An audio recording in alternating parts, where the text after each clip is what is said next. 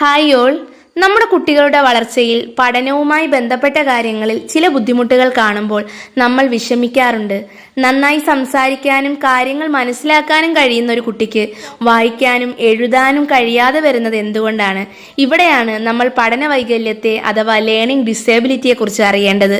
ശരിക്കും പറഞ്ഞാൽ ഒരാളുടെ ബുദ്ധിക്കോ കേൾവിക്കോ കാഴ്ചയ്ക്കോ യാതൊരു പ്രശ്നവുമില്ലാതിരിക്കെ ചില പ്രത്യേക വിഷയങ്ങളിൽ, പ്രധാനമായും വായന, എഴുത്ത്, ഗണിതം മാത്രം പ്രകടമാകുന്ന ബുദ്ധിമുട്ടാണ് പഠനവൈകല്യം. ഇത് തലച്ചോറിലെ വിവര കൈമാറ്റത്തിലുണ്ടാകുന്ന ഒരു ചെറിയ വ്യത്യാസം മൂലമാണ് സംഭവിക്കുന്നത്. പഠനവൈകല്യങ്ങൾ പ്രധാനമായും 3 തരത്തിലുണ്ട്. ഡിസ്ലെക്സിയ, ഇത് അക്ഷരങ്ങൾ തിരിച്ചറിയാനും വായിക്കാനും വാക്കുകൾ ഓർഡറിൽ പറയാനും ബുദ്ധിമുട്ടുണ്ടാക്കുന്നു. ഡിസ്ഗ്രാഫിയ, എഴുതുമ്പോൾ അക്ഷരത്തെറ്റ് വരുത്തുക, എഴുത്ത് വൃത്തികേടാവുക തുടങ്ങിയ ബുദ്ധിമുട്ടുകൾ ഇതിൽ കാണാം. മറ്റൊന്ന് ഡിസ്കാൽക്കുലിയ, ഗണിതവുമായി ബന്ധപ്പെട്ട കണക്കുകൂട്ടലുകൾ ചെയ്യാനും സംഖ്യകളെ തിരിച്ചറിയാനും പ്രയാസം നേരിടുന്ന അവസ്ഥയാണിത്.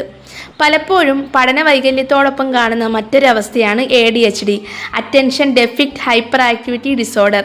അതായത് ശ്രദ്ധ കുറവും അമിത ചേഷ്ടകളും. ഈ കുട്ടികൾക്ക് ഒരിടത്ത് ശ്രദ്ധിച്ചിരിക്കാനും കഴിയില്ല, എപ്പോഴും ഓടി നടക്കും. ഇതിൽ നിന്നെല്ലാം വ്യത്യസ്തമായി ബുദ്ധി വളർച്ച കുറയുന്ന ഒരു അവസ്ഥയുമുണ്ട്. അതാണ് ബൗദ്ധിക വൈകല്യം അഥവാ ഇന്റലക്ച്വൽ ഡിസേബിലിറ്റി. ഇവരുടെ ബുദ്ധിപരമായ കഴിവുകൾ അഥവാ IQ കുറവായിരിക്കും.